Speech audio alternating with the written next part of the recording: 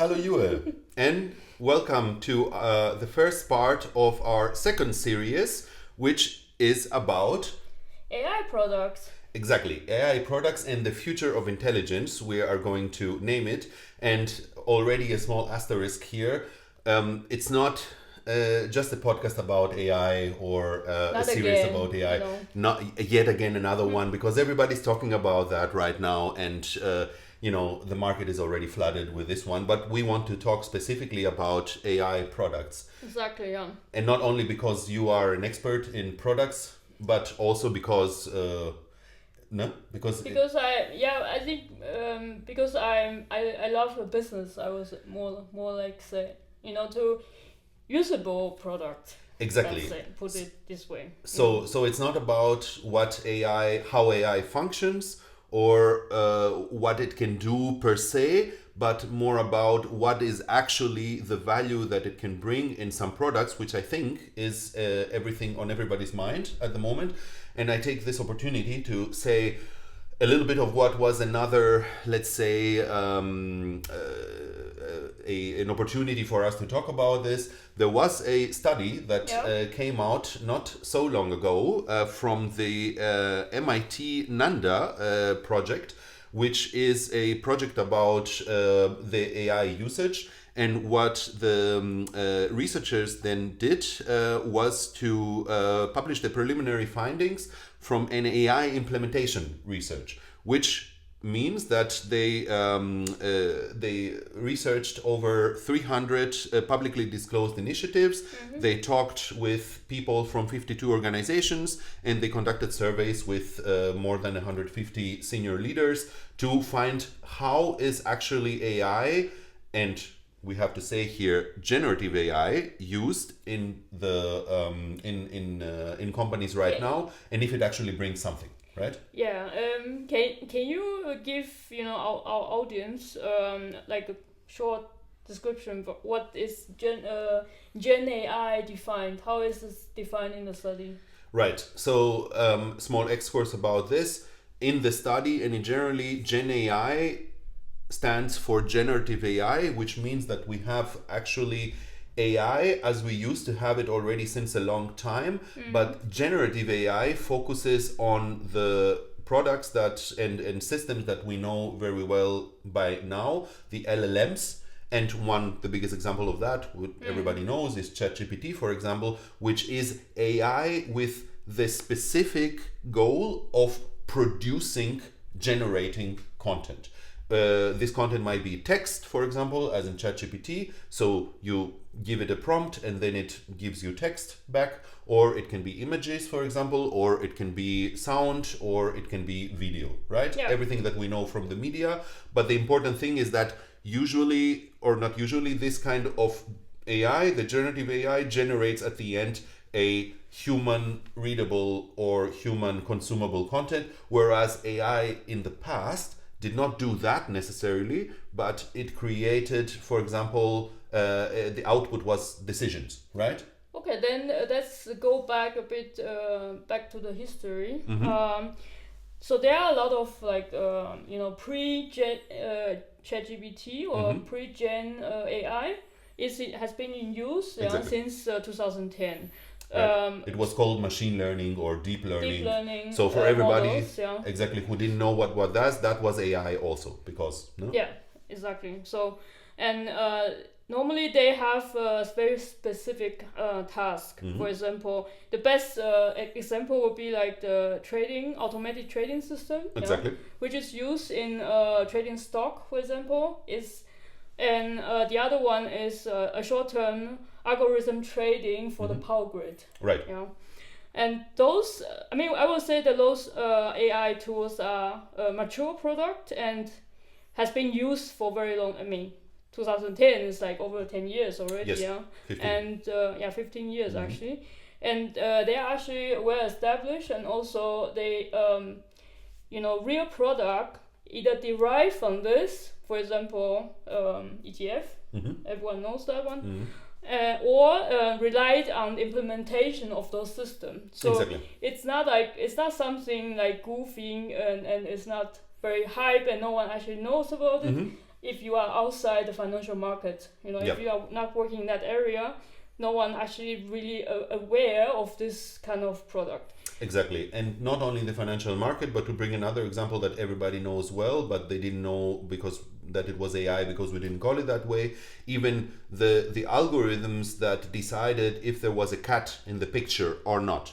This was classic AI and machine learning. So basically, you had a system, and that is important, which in itself had learned from a lot of pictures what is on them and when it is a cat and when it is not a cat, and then the decision, the output of the system, if you gave it a picture, was to say there is a cat in the picture or there is not.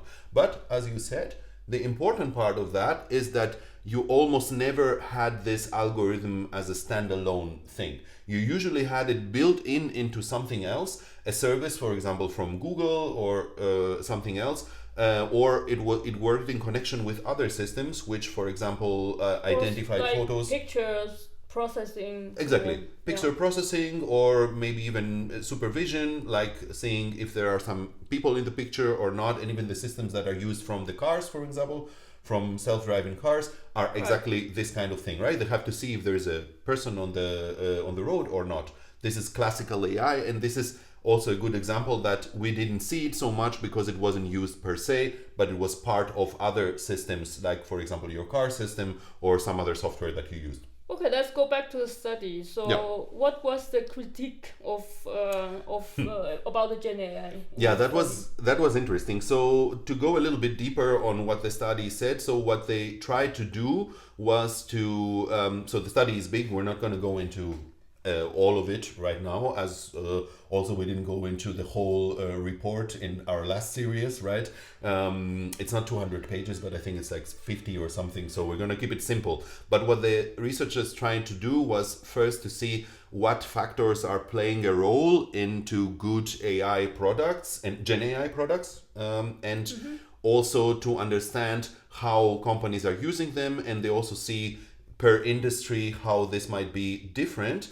And a very interesting and important distinction that they made was to see how, first of all, which companies and which industries actually just, implemented some Gen AI in their systems, and which of them actually came to fruition into production.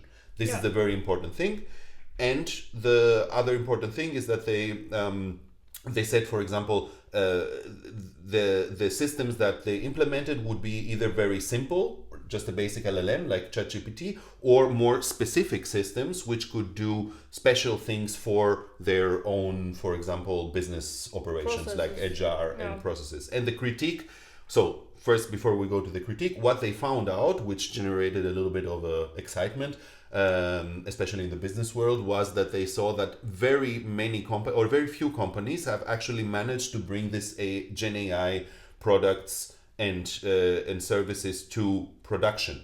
5% says the study, and of course, if you put that out into the world, everybody sees it as a very bad omen because the hype is big to invest in that, and if an investor knows that only 5%, there's a 5% chance that this will come to production, then they won't invest in that. A company won't invest in that. And the critique was that a lot of people said that, yes, it's very bad return on investment, I would say. Exactly, it is exactly. And the critique on the study was that people said, yes, but this maybe the data collection was not so good because they only focused, for example, on some companies and some industries, and mostly from the US. And the other thing was that they said, well, there are a lot of systems that we actually use and they are bringing some ROI, but you are focusing on the very few which actually managed it to come into total production, which is usually the case that very few make it anyway, which is, I would say, it is a legitimate critique, but it misses the point of how difficult it is to bring those systems into production, right? Yeah, but I would say, if a company need to or demand to invest in this kind of AI tool, like let's say Gen AI tool, then I would say the requirement should be the ROR, return on investment should lead to a higher productivity or measurable results, Yeah. right? And if the tool demands more the time from the user, then taking less than the other way around, then I would say this is not a very good tool. Definitely. But the question, and I totally understand that companies want fast, quickly a very good ROI, right? You don't want to invest into something which doesn't bring you money in a couple of months, or let's say at least in the next financial year. Whereas from my experiences, I would also argue here that companies at the moment are being a little bit, because it's a general Short-sighted? yeah, they're being short-sighted because it's a general atmosphere in the market that everything has to work in the next 3 months.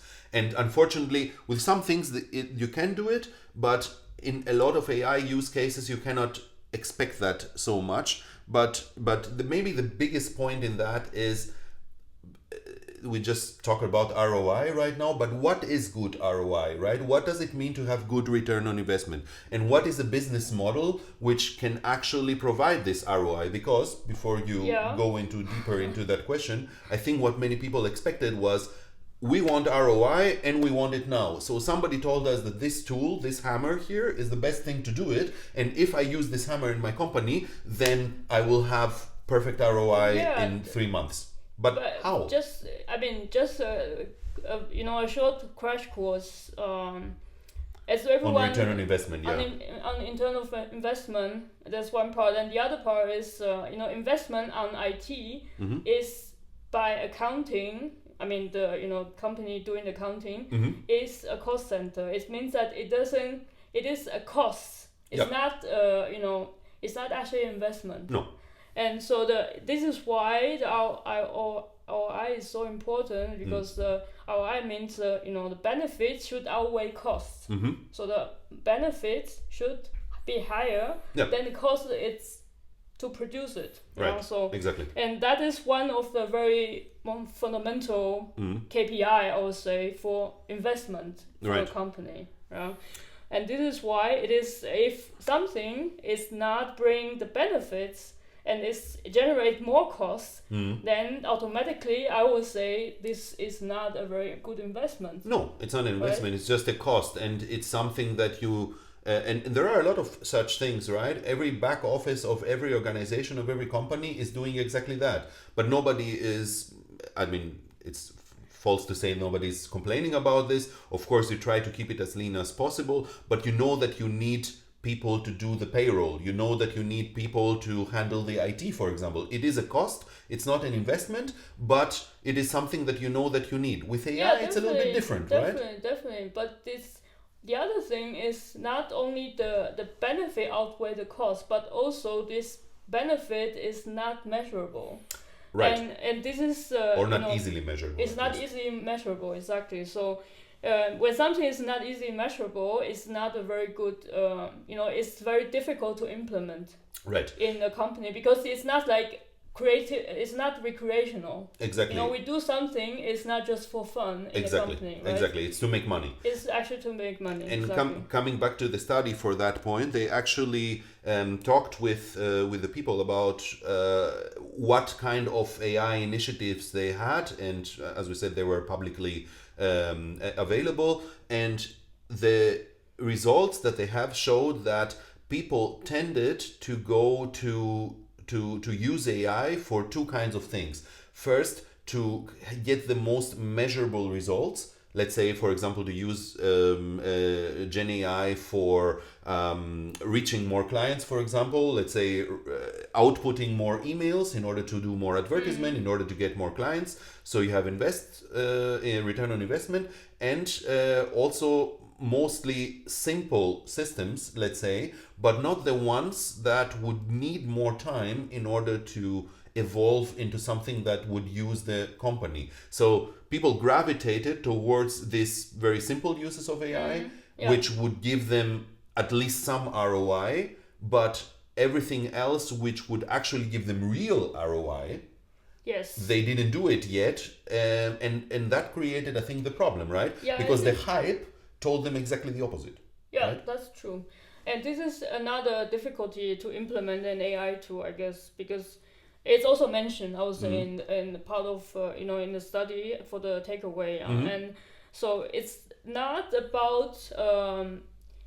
So a lot of company invest heavily on the front office, as the example you mentioned. Exactly. But so little in the back office tasks, because for the back office task you need much higher customizability. Exactly. So it means that a higher grade of customization, because the tool is not, you can just buy off the market, and then just throw it into the internal process, and that you can use it. It's not like this. So every single tool for the back office need to be customized and also adapted to the internal process. Exactly. Because every company has different processes. That's actually the problem. So customizability is an important point, exactly the way you say it, because it gives the quality that you expect from such a tool, I would say, right? So we all know also, I think there was a video about AI slop from John Oliver, right, where he talked about that, and nobody wants to have a bad system where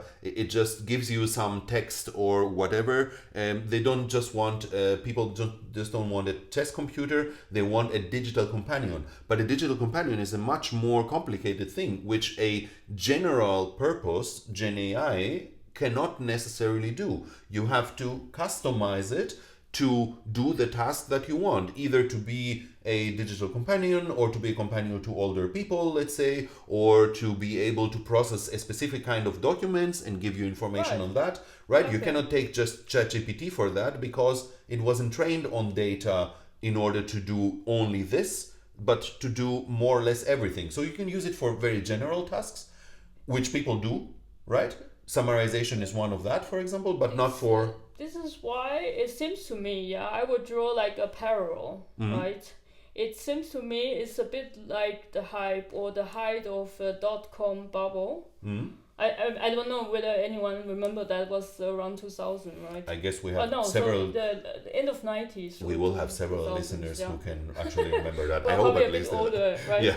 And we're not very young, no. We still remember that. We still remember that, so we have given ourselves... So there was like around the end of the 90s and 2000, there are a lot of this, I would call it like portal, like a gateway or portal website, which is the best example which still exists is Yahoo. Is Yahoo, for example. This website try to have all kind of services. Like for example, they want to be like an email domain, they want to be a newsletter domain, they want to be a search engine domain, or also even search for a specific website. But none of it is working properly and perfectly or just to the user's requirement.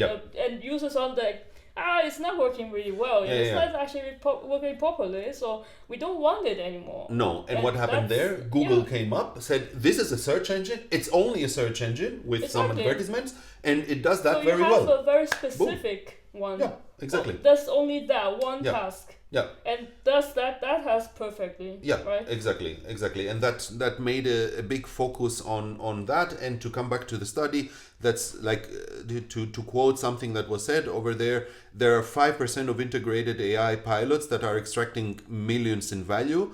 And that was not driven by quality or regulation, but it was just driven from the fact that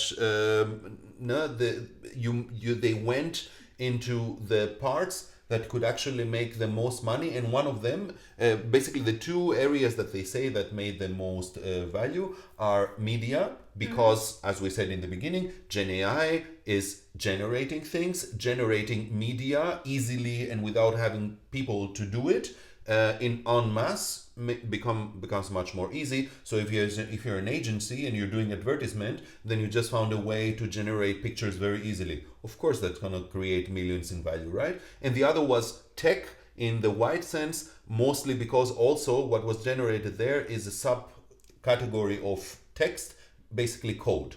Yeah. So at the moment, we also see that systems which create code or assist code are becoming more and more disruptive in that sense, because you need fewer people to create the same amount of good code, whereas that also is not that easy, right? That's why it also was difficult. Not every tech company which is doing code gets like perfect ROI because of that, we have to say.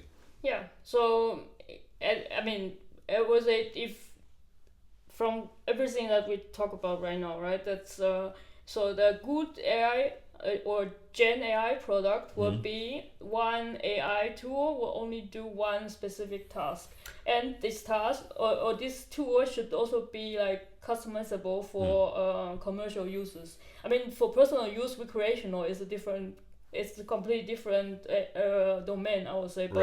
But specific, just if you talk about ROI, yeah, and it's need to generate productivity or like revenue or whatever, then we need to focus on this adaptability and customizability. Exactly. Right?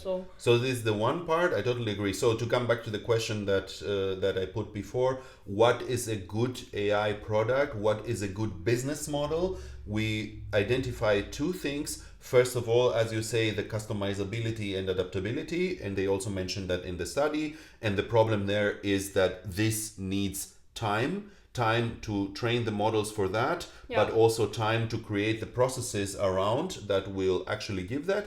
And the second very important part, which I find, is to build in, as we said before for AI in the beginning, to build in these AIs into systems and processes or even larger products, right, which people use anyway and not use them by themselves. So let's say if I have an HR system, for example, which I'm using anyway, right, which I want to make more productive in my company, I don't want to have an AI next to that which actually helps me to create just a little bit better text for this HR system. I want to have the AI embedded in the system so that I can do something which I would do with 10 steps, then I can do in 2.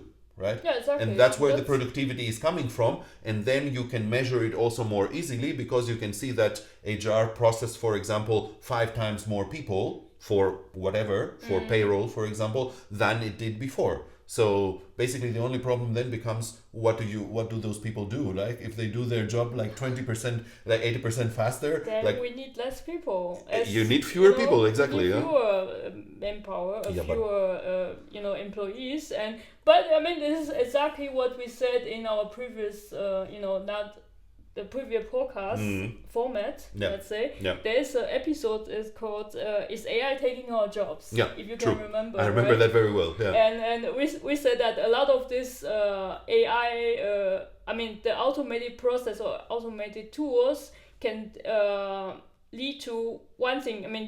The one thing a lot of these back office processes are currently, not automated, but outsourced, right, to another country. And this and because these processes are not country specific, so it means it has nothing to do with regulation, has nothing to do with customs, like the specific social conditions, and this task in the back office can, since that they are already outsourced, can be automated later. But as we said before, that this AI tool to be, I also using the automated tools for the back office processes need to be adapted, highly adapted, and very specific also. So let's come back to the same cycle, right? So that's again, it need to be the AI tool has to be customizable. Exactly. So, and because you mentioned it also, you said it doesn't have to do with regulation, but I think this is an important point because there is also another very happy coincidence lately. The EU AI Act came into effect in August 2025, and this will also create a frame of reference on the products that are actually made with AI, and of course about topics like customizability and what data are you allowed to use, for example, and how far are you can you go, like what kind of use cases, for example, are going to come through that. But my opinion is that it is a very good frame of reference, but it also will not stifle innovation in that sense, because as you said, a lot of the processes that you want to make better every company has them, right? They're not niche products or topics. They are more like general things that, however, are different, as you said, for each company, and therefore they have to be customizable. So at the end, I think a good thing that there is this regulation, but no. But if I put it cynically, probably whatever has been violated is already violated by the time that that the company built the AI core models. So yes, of course, but that will so that will generate. That's already done. This trend is sold already. True, but that will actually make when we were talking about business model before, that will even bring a new business model into play. So the area of AI audits, for example, right? Because even for the people who already made the core models, right? Yeah, true. That can be a new business model. Yeah, but they have to audit them now, and they have to show, as in every other compliance thing with their data, for example, that they are adhering to the regulation. Therefore, if you're looking for a new topic in tech, I think AI auditing and, of course, systems, probably other Gen AI or AI products, which are going to do that or help in that process, is going to be relatively big. Yeah, but at the moment, I would say, because it's still very early to tell, like just if we look back in the history, about the .com bubble, and after the bubble bust, like around 2000, there are at least in the US, there are new regulation on the table because there are a lot of things that was not thought of during the time, because there are a lot of things that people didn't know and didn't even imagine or anticipate what is possible. And because also the topic was not so visible and not so present, people didn't talk so much about that. They didn't think about it. They just talk about some good use cases and they try to implement those. So sometimes even regulation need time to evolve, to be very, absolutely, also to be more specific. I mean, even if you look at the EU, the AI Act, it's not very specific. It's not rudimentary, but it's very general, let's say, right? Yeah, so they have these risk categories. Yeah. Talking about specific use case and how we handle this specific use case. But right? It was wanted to be that way because they knew that they had to bring something out which has to be general enough to cover some cases, but they didn't know what exactly the cases would be, and this will happen now as part of practical law, let's say. So when the audits start and when people are starting to see what systems work and what not, and where there are problems, for example, there are going to be cases, basically legal cases, where which expand the EUA Act, so to speak. But and another point that I wanted to bring is, we talked about a little bit of how to make customizable systems, for example. I think what is important to mention in the point of the AI products is that to go deeper into that, especially the back office, for example, processes are going to be, when there is enough time and when companies invest a lot into actually making their systems customizable, a lot of them are going to change a lot. And especially, for example, with the AI agents, which is also a good technology that is very deep right now. Because can you elaborate what is an AI agent? So exactly, even now, when we're talking about AI products, we said in the good case it is customizable and it is built in a greater system, but it's still just one thing, right? But if you think about a team of people in a company, they usually work together, and you need at least 3 experts in different areas in order to do something correctly. And that's where AI agents come in, because they say, well, I don't need one Gen AI to do just one thing, to write me a text or to summarize something, but basically what I need is a group of experts. I need one Gen AI, which one LLM, which is very good in summarizing, one which is very good in writing and producing good text, and 1/3 which is very good in producing code, for example. And then you have another AI or Gen AI which is on top of them all and orchestrates them, let's say the manager. So then you have your team, and then you can produce something. It's like it's an AI product made out of AI products, which basically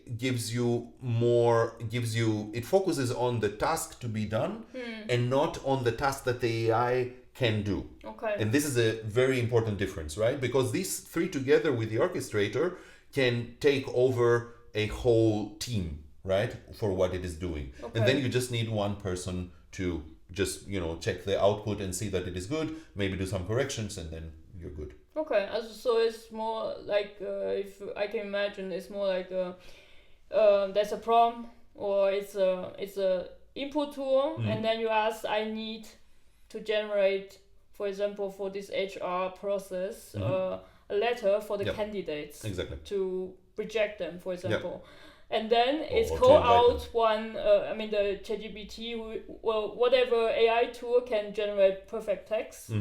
And then the second task, I want to, for example, to create a payroll for the employees. Exactly. And then you call another AI tool. Gen AI, which does exactly that. Okay. Yeah. Then. That's how it works. But very important point and caveat, because there are real examples of that. Even if this example that I said that it's a team of experts, so you can use these AIs Gen AIs working together in order to produce a good result, but still we are not there yet, even with the agents, but even with other Gen AI tools, that we can actually do that. And again, to come back in the study, there are real examples of companies which said, well, we're gonna do something like this, and therefore we're going to let off 300 employees that we have in order to get the productivity gains, like in real cost savings.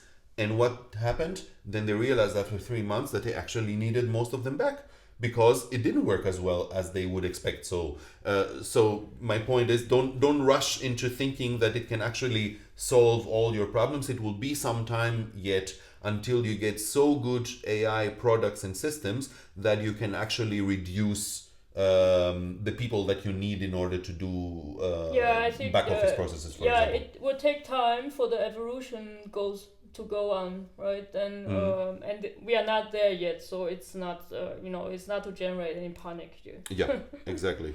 And so maybe if we sum up, what did we say? Customizability is a profitable business model for AI, for Gen AI. Also building it into existing products which people also need very much, right? And basically, what would you say would be another thing that we could say as a good business model for AI products? Do you see anything more? Compliance audit is what compliance audit is what we said as well. Yeah. And also I think we can say right. So instead of selling a software for everything, basically selling, focus on one small task. Exactly, and build it into something bigger which you already use, right? In your company, an HR software, an ERP software, something else. And to be honest, there are a lot, and I don't know if the study actually looked so much at them, because I think they looked at specific AI related products, but I know and we know that a lot of the larger already existing software companies for HR, for ERP, SAP, for example, they are already implementing a lot of Gen AI into their systems. Sure. Just they don't call it as such. They don't call it as such, or they might say that their systems is becoming better, but then you have to disentangle all this and say, okay, how much did Gen AI help into that, right? So it's difficult to quantify